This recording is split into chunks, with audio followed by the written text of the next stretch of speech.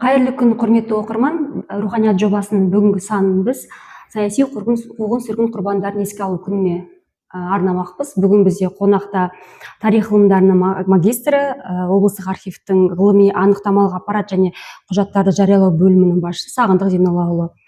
Сағындық мырза, біздің шақыртуымызды қабыл алып, уақытыңызды бөліп келгеніңізге рахмет. Қош келдіңіз. Рахмет, қош көрдік.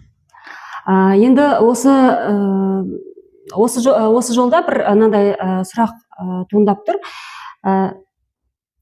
Жалпы бұл өткен ғасыр тарихының ақтаңдақ беттеріндегі бұл зұлмат, бұл күллі қазақ жерін бір шайқалтып өткен нәубет қой. Енді осы 30-шы жылдардағы ашаршылық пен саяси қуғын-сүргін Әулие-Ата өңірінің халқына қалай әсер етті? Сол кезеңде адамдар қандай күй кешті? Архив деректері осы жайында бізге не айтады? Дұрыс айтасыз. Жалпы енді бұл саяси қуғын-сүргін құрбандарын еске алу, яғни бұл 31 мамыр күні біздің 97 жылдан бері айтулы мереке дата ретінде белгіленген.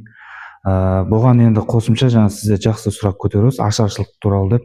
Осымен қатар бұның осымен ашаршылық құрбандарында айтып кеткен жөн болады. Енді жалпы мынау Кеңес үкіметі орнағалы бері 1917 жылдан келе жатқан мысалға тарих беттерінде болмаса бір дерек көздерде архив құжаттарынан алып қарасаңыз, жалпылама мысалға 17 жылғы кіші ашаршылық, оларды көп жерде жазыла бермейді, естілеміз, біз білетін, сіз білетін, ол 31-32 жылғы ашаршылық.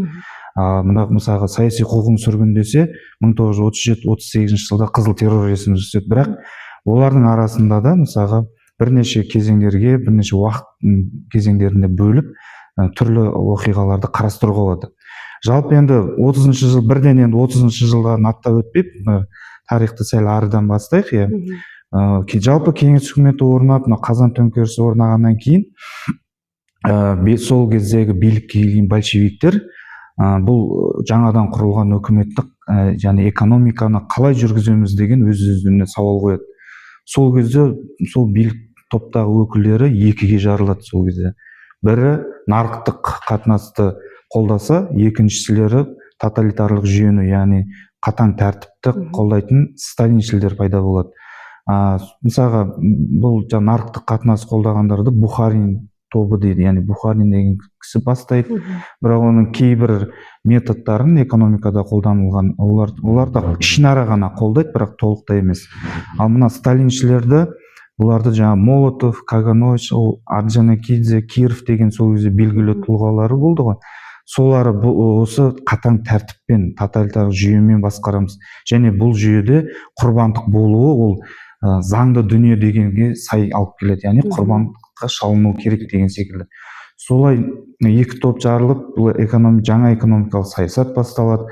17-ші жылы ақтар мен қызылдардың соғысы басталады. Бұның барлығы тікелей 17-ші жылдан бастап қазақ еліне әсер ете бастайды. Енді былай қарап архив деректері де мысалға, сол кездер 17-ші жылдардағы архив деректерінде 50-ші қор бар, бізде Әулие-Ата уездік атқару комитетінің жаңағы құнды құжаттары бар. Сол жерде кейбір деректердің арасында мысалға тамақтандыру, аштыққа ұшыраған адамдар тамақтандыру пункттері туралы жазылады. Яғни, мысалы, оның басы қасында өздеріңіз білетін Тұрар Рысқұлов тұрды. Сол құжаттарды ақтарып отырған кезде, мына Әулие-Ата, Пішпек, мысалға Ташкент, осы оңтүстік өңірлерде Тұрар Рысқұлов миллионға жуық адамдарды аштықтан аман алып қалуына себеп болды. Сол жаңағы 50-ші қорда кездесетін ол кездер сол ашық түрде жазылып отырды, олардың барлығы. Аштыққа ұшыраған адамдар, егіннің шықпауы, сол жылы құрғақшылықтың болуымен қатар жаңағы ақтар мен қызылдардың шайқасы, салықтардың көбеюі, жер дауы мәселесі осы жерде басталды. Міне осындай текетірес осының барлығы біртіндеп жаңағыдай халықтың зардап шегуіне, яғни ұшырауына алып келді ғой. Енді сөйтіп құжаттарды бертін келе мысалға анықтап алып келе жатсақ, одан кейін 28-ші жыл басталған яғни конфискация дейді. Аса ірі және орта байларды тәркілеу үш топқа категорияға жатқызды да, оны да біздің жаңағы халқымызда байлар болды ғой, жомарт байлар да болды, өзінің дүниесін ойлаған байлар да болды. Сол байлардың барлығын дерлік жаңағыдай мал мүліктерін тартып алу. Бұл да сол кездегі халықтың жаңағыдай бір күйзеліске ұшырауына алып келді. Бақылаулар одан кейін тартып алғаннан ұжымдастыру шықты 30-шы жылдары. Бұл енді жалпылама алып келе жатыр ғой, жаңа сіз бірден 30-шы жылғы ашаршылықты айтқаннан кейін сол кездегі жағдайға байланысты алып келе жатқан. 30-шы жылдары мысалға уже отырықшыландыру. Бұл да сол кездегі жоғарғы үкіметтің бастамасы. Яғни халықтың барлығын бір жерге отырықшыландырып, колхоздарға айналдыру. Бұл жаңағы сталиндік жүйенің өзінің жаңағы нарықтық экономиканы сол кездегі реттеудің тетіктері деп өздері білді солай. Бірақ оның астындағы зардабы қазақ халқына өте орасан зор алып келді. Мысалы 30-шы жылдардағы енді біз архивті Жамбыл облысы мемлекеттік архивінде құжат бойынша жаңа құжаттарды көреміз, іздейміз, қарастырамыз. Мына 17-ші жыл менен 30-шы жылғы құжаттарды салыстырып отырсаңыз, 17-ші жылы аштыққа ұшырағандар деп анық түрде жазылады. Аштыққа ұшыраған адамдар тамақтандыру пункті. Ал 30-шы жылғы құжаттарды қарасаңыз, ол жерде мүлдем ондай ашық сөз айтылмайды. Ол да сол кездегі өздерінің мемлекеттің саясаты. Мысалға перегиб деген сөзді кездестіресіз. Партия комитетінің, аудандық партия комитетінің құжаттары бар. Соның ішінде перегиб деген сөз жүреді. Бұл яғни халықтардың уже ашаршылыққа ұшырағандығын білдіреді бұның астарында. Жалпы енді сол кездердегі әулиеата халқының енді мысалға біз жалғыз архив деректеріміз, қосымша мысалға Зобалаң деген кітаптар, ашаршылыққа ұшыраған көптеген кітаптар шығып жатыр. Сол кітаптардың арасынан қарасаңыз, мысалға ауылды жерлер өте қатты зардап шекті. Солардың барлығы ашаршылыққа ұшырады, малын тартып алып, жетінген, тамақ жоқ, ас жоқ. Одан халық босып көше бастады. Қайқа көшеді, темір жол жағалап көшеді. Қай жерде қала бар, сол жерге қайыршылықтың күнін, болмаса бір туған туысқанын пана етіп босып кетеді. Сол кезде мысалға әр ауылдарда уже 80%-ға дейін халық босып кеткен, көшіп кеткен, қонысын тастап кеткен, жолай аштықтан кесірінен ісініп өлген адамдар бар. Содан кейін жағы, бұны енді айтып отқаным құжатта нақты көре алмағаннан кейін біздер қалай бұны білеміз? Бұны сол кездегі жүргізген статистикалық есептерден байқаймыз. Мал басының саны, адамның саны қанша болды? Мысалға 28-30-шы жылдардың басындағы мал саны бір аудандарда 30 мыңнан болса, уже 33-ші жылдары 12 мыңға дейін түсіп кеткен. Міне осыдан осындай фактілерден халқының саны 30 мыңнан 22-23 мыңға дейін азайып кетуі, бұл жаңағыдай ашаршылықтың белгілері бар дегенді білдіреді. Жалпы сол кездегі әулиетаның жағдайына біршама жаңағы шолу ретінде қарастыруға болады. Жаңа өзіңіз де айтып өттіңіз, біз архивте отырып жаңа қарап отырамыз, зерделеп отырасыздар. Сол енді архивте қарап құжаттарды ақтарып отырғанда бір өзіңізге бір ерекше бір әсер еткен бір құжаттар ма, тергеу қағаздар ма, естеліктер болмаса хаттар ма, сол бойынша айтып берсеңіз. Енді жалпы былай архивтің құжаттары ине мен құдық қазанымен бірдей, ол жерде дайын ешқандай мысалға сіздің алдыңызға құжат ашқан кезде дайын мәліметтер кездесе бермейді. Сондықтан оны бір ғана құжаттың ішінен сізге керекті бір ғана сөз шығуы мүмкін. Жалпылама енді осы қуғын сүргін деген тақырып ол өте жалғыз ашаршылық пен қызыл террормен тоқталмайды ғой, жаңа ауқымды айтып кеттік. Мысалға қандай бір құжаттарды қарап отырсаңыз, мысалға жаңағы бір ашаршылық уақыты кезінде мен оны жаңа сізге айтып өттім ғой алдында, архивте ашық жазылмайды деп. Бірақ мына бір қателеспесем қазір сол кездегі ашаршылыққа қатысты үлкен жинақ шыққан. Авторы белгілі өзіміздің Қазақстанға белгілі Берік Әбдіғалиұлы деген ағамыз бар. Сол кісі архивтің деректерінің барлықтарын жинақтап, осы соның ішінде қарап отырған кезде мына біздің Шу өңіріне қатысты дерек шықты. Сол маған өзіме бір қатты әсер бергені. Ол деректер 33-ші жылдары мына өлкелік комитет, ол кезде әлі өлкелік комитет болып тұрғанымызда тексеру келеді Шу станциясына. Сол Шу станциясына келген тексеріс бірнеше адамнан тұрады. Бір 45 адам ғана сиятын шағын барак, былайша айтқанда қазіргі біздің көзімізше қорамен тең, соның ішінде 100-ге жуық әлсіреген, қалжыраған, ісініп кеткен, ешқандай жаңағы үстері лас, антисанитария, яғни санитарлық ешқандай сақталмаған, шаштары өсіп, киімдері алба жұлба шығып, тырнақтары өсіп, ашыққан адамдардың көреді сол жерде, бәрібір баракта. Яғни ол жерге не үшін келіп, бағана біз айттық қой, елдер темір жол жағалап, қай жерде тамақ бар, сол жерлерге барады ғой. Сол кезде соның айналасын қараса, қардың астына көмілмеген өліктер жатыр. Өліктердің адамның кейбір аяқтарында жаңағы кесіп алынған белгілері бар. Бұл яғни каннибализмді білдіреді. Ашаршылық жылдары каннибализм болды. Оны архив деректері бойынша да ол анықтайды. Содан кейін кіреберісте бірнеше өліктер жатады. Сонда сол өліктерді жерлейтін адамның уже күшінің болмаған, бұл тамақтың жоқтығы ғой. Сонда жерлейтін адам жаңа күші жоқ. Аппаратта төбеге апарып жаңағыдай көмусіз солай тастай салады. Иә. Соның бірден жаңағы сол жерде енді белгілі шаралар қабылданады. Жаңағыдай 40 грамдап жаңағыдай қант болмаса жаңағыдай 400 грамдап нан бөлу, мысалы сондай бір алдын ала шаралар жүргізіледі. Енді сондан бөлек тағы да мысалға сол кезде Әулие-Ата өңірінде орын алған эпидемиялық ахуал. Мынандай ашаршылық ұшырағаннан кейін сол да бір құжаттарда кездеседі. Эпидемиялық ахуал бұл бала санының күрт азаюына алып келеді. Яғни балалар шетінеп, жетімдер үйінде жаңағы балалардың саны көбейеді. Ол жақта да ешқандай жағдай жоқ.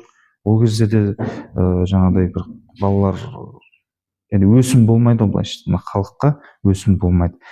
Енді бұлай архив құжаттарын ақтарып қарай берсеңіздер, біраз қызықты құжаттарды кездестіруге болады. Мысалға енді бірден тақырыпқа ауытқып, жаңағы мен айтқым келіп отырған, мына 17-ші жылы 16-шы жылы орын алған ұлт азаттық көтерілістің аяғы мына Меркіде де жалғасын табады. Сол кезде 17-ші жылдар болды, қателеспесем, Меркіде де ұлт азаттық көтеріліс бұрқ ете қалады. Сол кезде Ақкөз Қосанов бастаған, сол кездегі өлкеміздің батырлары бастаған, сол кездегі салыққа, сол кездегі жағдайға, халықтың жағдайына қарсы шығып, майданға олар 18 мен 43 жасында жас жігіттерді аламыз деп шығады, бұйрық келеді, сол бұйрыққа қарсы. Сол кезде сол Тұрар Рысқұлов сол жерде Ташкенттен дереу Меркеге барып, сол жерде қазақ-қырғыз жастарының революциялық одағын құрады. Оның атын Бұхара одағы деп құрады. Сол жаңағы бізде 1111 деген қор бар. Сол қорда сол Тұрар Рысқұловпен бірге үзеңгілес болған, сонымен бірге жаңағыдай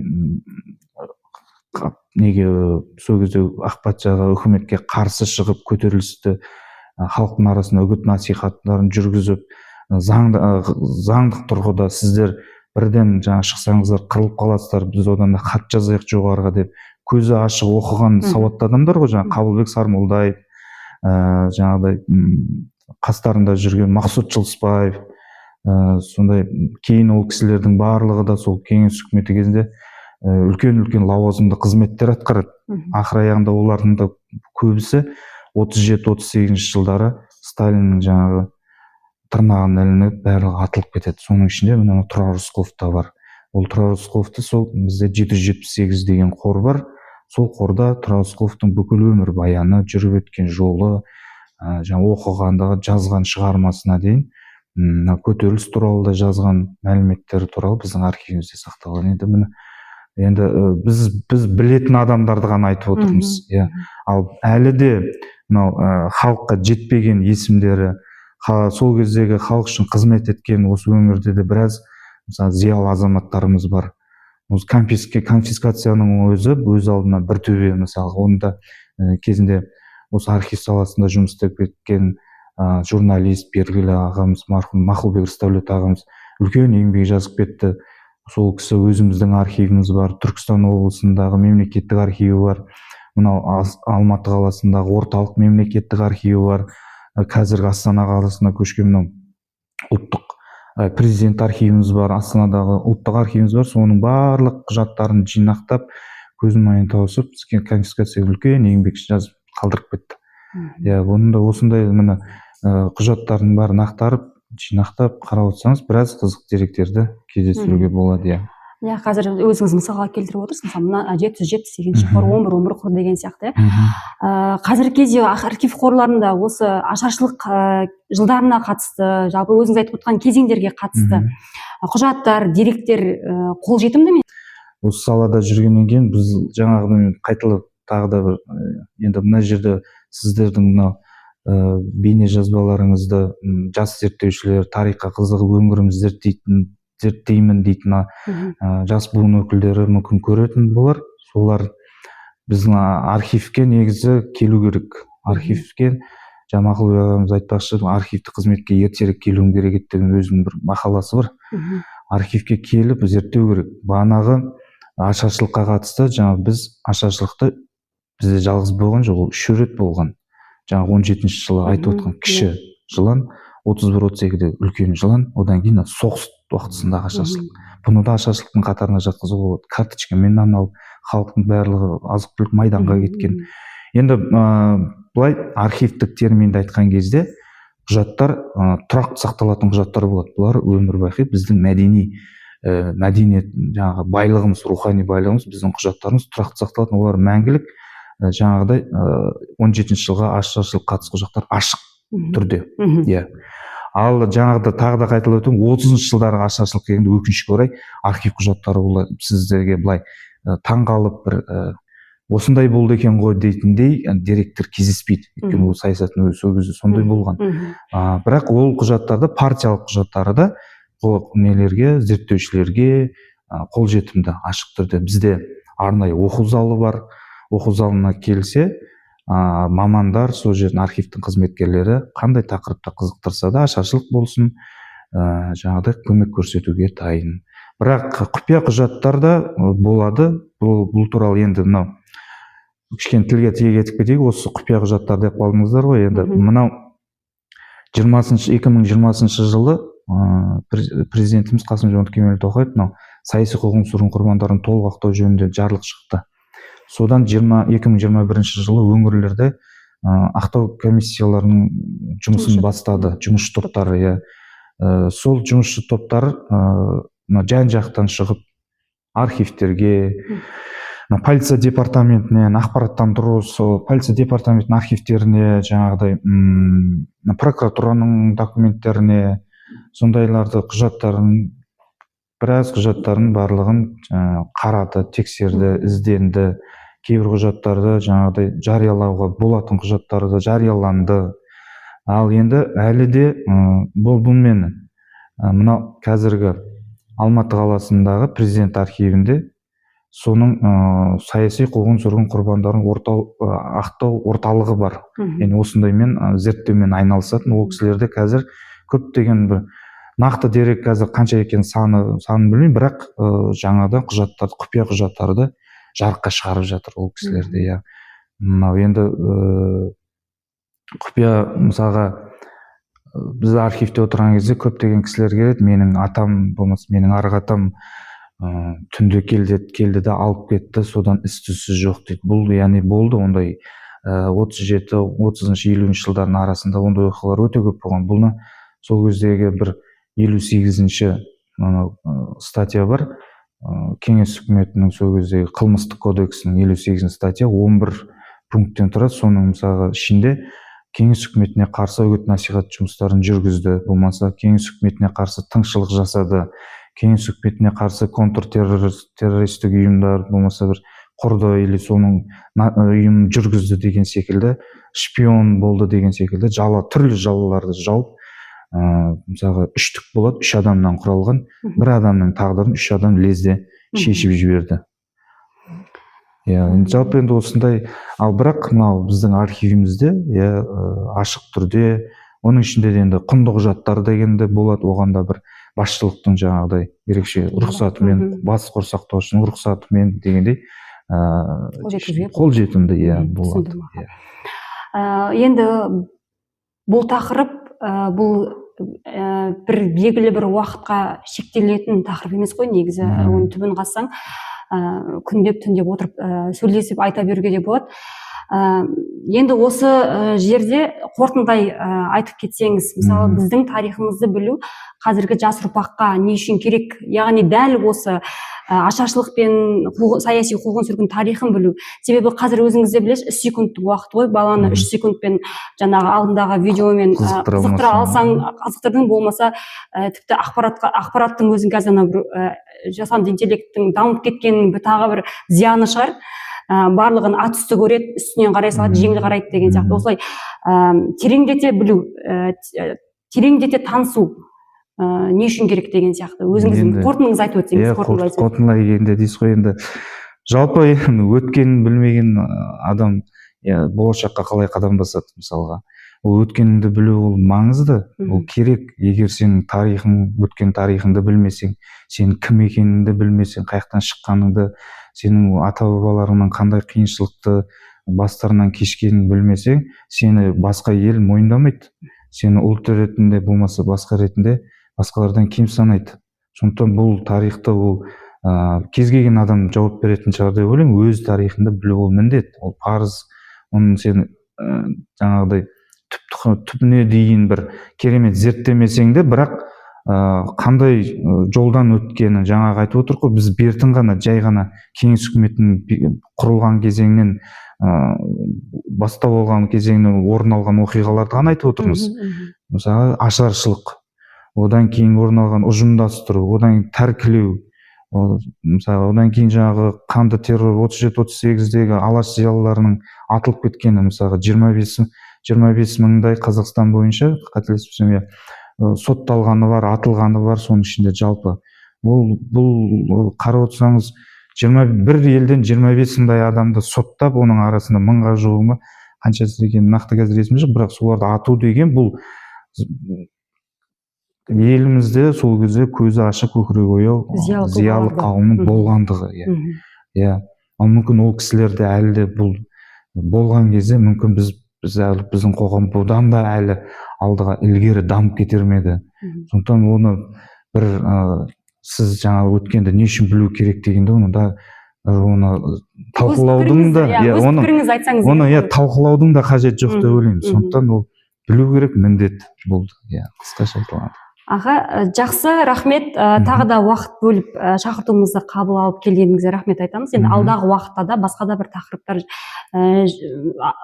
төңірегінде әңгіме қозғаймыз деген үміттемін. Рахмет. Сіздерге де рахмет шақырғандарыңызға.